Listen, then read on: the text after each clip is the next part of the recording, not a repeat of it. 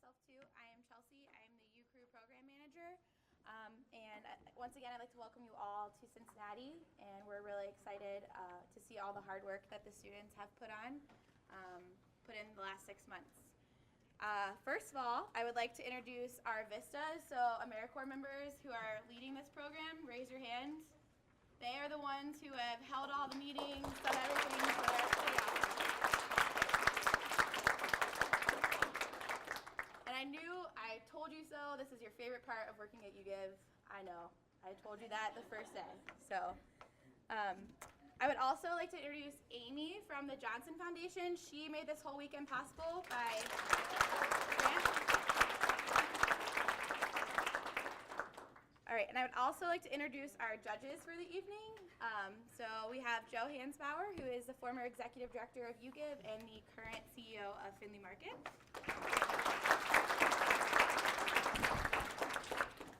Sorry, Tim Sandlin. Sorry. He is the founder of a program called Reach Initiative, which helps, it's sort of a buy one, send vitamins to children in a third world country. So it's pretty cool. You can buy them at the pharmacy.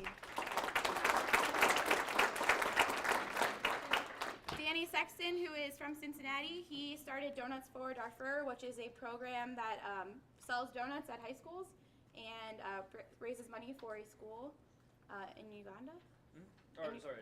Sudan, sorry. In Sudan. So he's here from Cornell on spring break, so thank you. Rena Saperstein, who is the former executive, current executive director of Power Inspires Progress, which is the program that oversees Venice on Vine. So Cincinnati, you had their pizza the first day. Everyone else has heard about it, so thank you, Rena, for joining us. And Eric Russell, who is the Director of Operations and Programs for the Levinson Center, which is a nonprofit based in Indiana that helps fund social enterprise. So we have a pretty awesome group of judges. I'm really excited.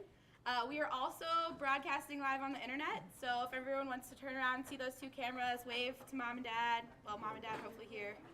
But all right, so for those who are presenting, your cameras are right there, but let's be with your audience because they're the ones who came to see you. So, all right, so I'm going to go over quickly. Earlier, for those of you who weren't aware, the students were given basketballs and money, and we set them loose up on Newport just the only instructions to make as much money as they could. So all together, they raised $453 in 45 minutes. So the group that raised the most money profited $80.58, and that's Alan, Sean, and Javon. So if you guys want to stand up.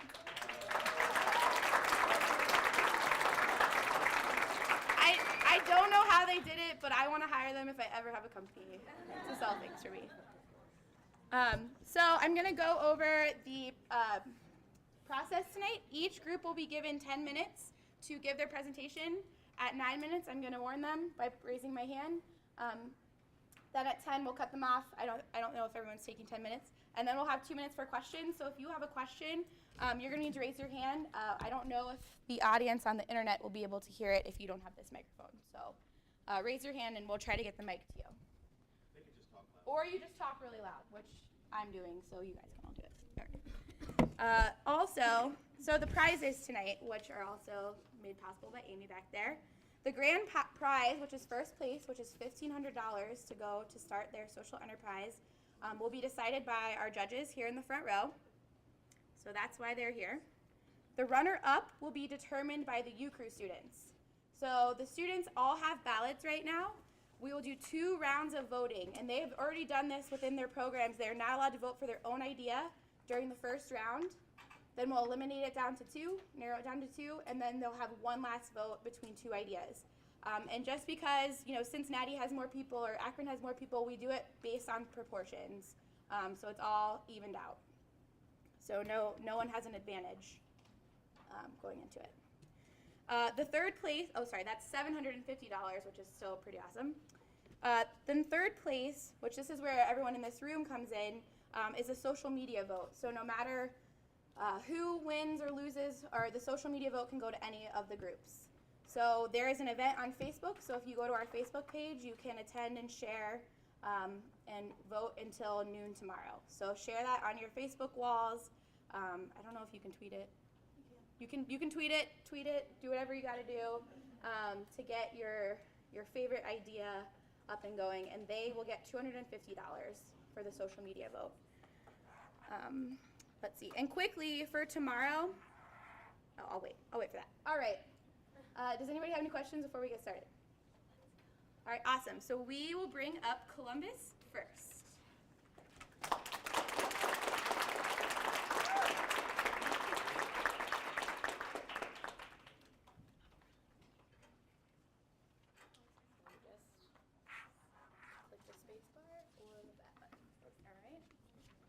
Remember to use the microphone.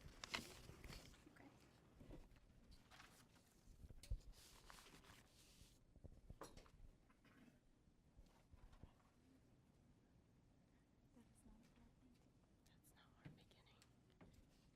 This is not our PowerPoint that we're using. Like it's like an old one. It's not the one we just opened up with you a couple minutes ago. That's not the beginning then. No. Oh wait, just kidding. Here you go. It was just on the wrong one. Okay, there we go. Sorry. We were testing it to make sure it worked, and I did not reset it. Okay. All right. Have you ever gone to bed hungry? Could you imagine doing that every single night? Hello, ladies and gentlemen. My name is Caroline Tim, and I'm from the Columbus U Crew. And I'm Sally Jo, and we're Buckeyes. The Ohio Football Stadium can fit up to 102,329 people. Children in poverty just in the state of Ohio is 7 times that number. That is over 700,000 children in poverty. In 2012, 1 in 5 children in the state of Ohio is below the poverty line. And specifically in Columbus, 1 in 3 children are considered poor. Let's take a minute to look at our lives. How many of you have smartphones? Think about how much you pay each month for that phone. How many of you throw away food after a meal because you can't finish it? How many times do you go out to dinner or a movie?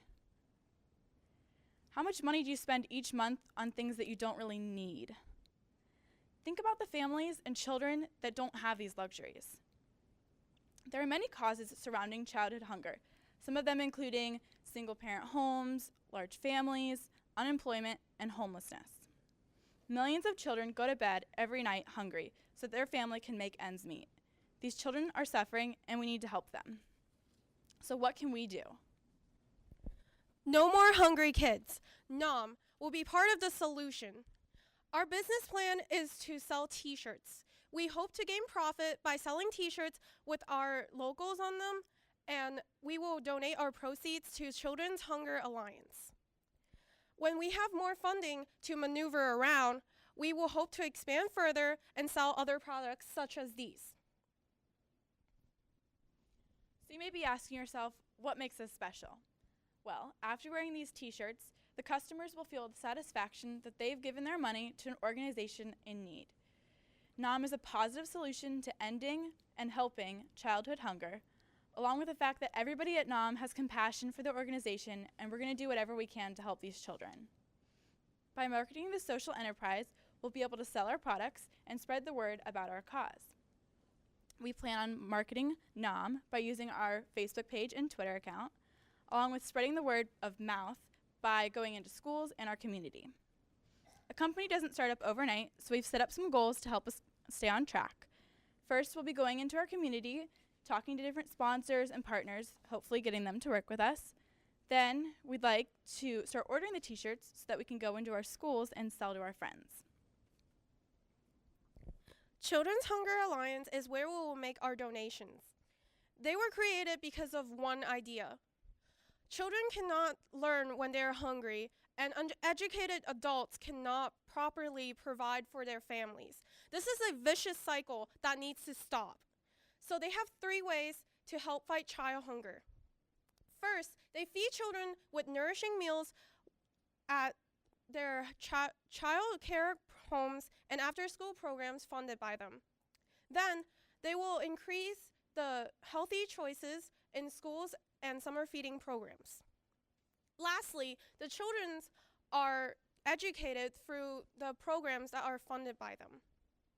Other than Children's Hunger Alliance, we hope to work with our local sponsors and manufacturers to produce our first round of products. Furthermore, we hope to rely on the community, which is all of you, to spread the word and support us by purchasing our products. NOM is created for kids. We want them to live their lives and chase after their dreams without having to worry where their next meal is coming from. Please help us in making a difference in their lives. Please like us on Facebook and follow us on Twitter for updates. We are NOM.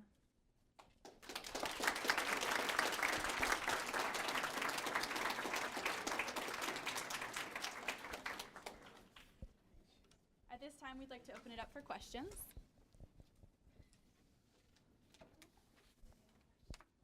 Yes. What is your plan for the $1,500? Well, we'd like to use it to start getting the t-shirts and then selling them in our community and school. Yes. Do you have any like partnerships with like any t-shirt like makers yet? Traxler T-shirts is the company that we'll be working with. We've already talked to them, and they're willing to help us out. How would you make your products available for sale? Would you do it like online or? First, we're going to start off by going into the community, so we'll make flyers, things like that, go into high schools and promote it. We're all very involved in our schools, so we'll be able to get the word out through there. Yes. How much would you be selling the t-shirts for, and do you know what the profit margin would be on each shirt? It would just depend on how many we order at one time. The more money, if we do get the first prize, we get $1,500, which means we can get more t-shirts at once, thus getting more profit margin, and then that means more money for the hungry children. Yes.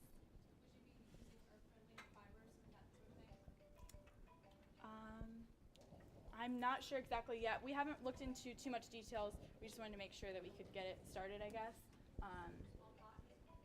Probably all cotton. I mean, probably standard. I don't know. We could always look into offering different products as far as maybe jackets, or we also showed like water bottles and stuff like that, other than just t-shirts. Like, we would like to use like environmental friendly, like recycled cotton and stuff, but we would also like to maximize our profit. So it depends on like what kind of price difference that the manufacturer gives us. Then we could like kind of debate like among our executive team to see which one we would decide to go with. And then when we have more funding, we would move on to like probably more environmental friendly materials for our products. Just want a healthy balance between the two. That's our objective. Yes. How did you choose the Children's Hunger Alliance? Well, you guys are both in the starting group. They offered a lot of like the education and stuff to the kids more than just feeding them. That way, they're not just feeding; they're also educating them and stuff like that, which we were looking for. It's definitely they're definitely moved towards children instead of just all hunger type of thing. Like as Confucius said, like you can feed a man with a fish every day, but if you teach him how to fish, you feed him for life. So I think it's very important, like the Children's Hunger Alliance have the idea about educating kids with healthier choices and like ending the cycle of like children not being able to learn because they're hungry and then uneducated adults not being able to feed their children. We have one more question from the judge, and then we have to move on. Sorry. Have you guys thought about your giving model in the sense of will you be donating a percentage, or will it be like each shirt provides one child a meal? We definitely want most of the profit to go back to Children's Hunger Alliance, and then we also want to take some of the profit and then put it back into the business. That way, in the future, we could put even more money back into Children's Hunger Alliance. So it's just a cycle there as we go on.